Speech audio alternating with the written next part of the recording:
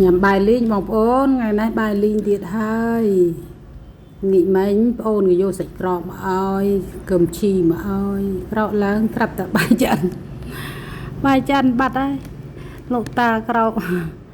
លីងបាយយ៉ាងឆ្ងាញ់ហើយឈ្ងុយដល់លើទៀតយាយហាត់ប្រាណនៅចិនលើឈ្ងុយ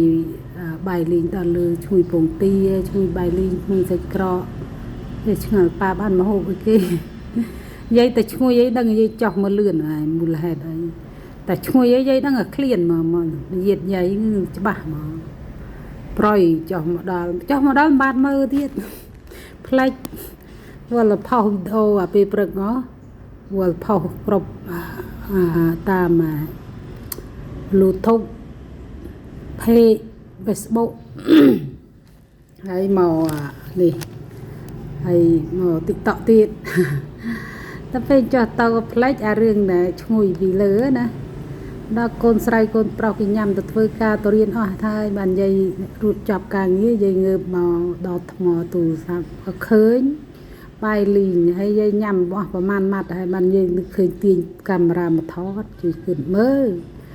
រីរ៉ាបណ្ណាទៀតកូនចៅត្រឹមនឹកឃើញញ៉ាំអស់ពាក្យកដាលបាត់ហើយ5ចាន5នាក់ឥឡូវនៅ3នាក់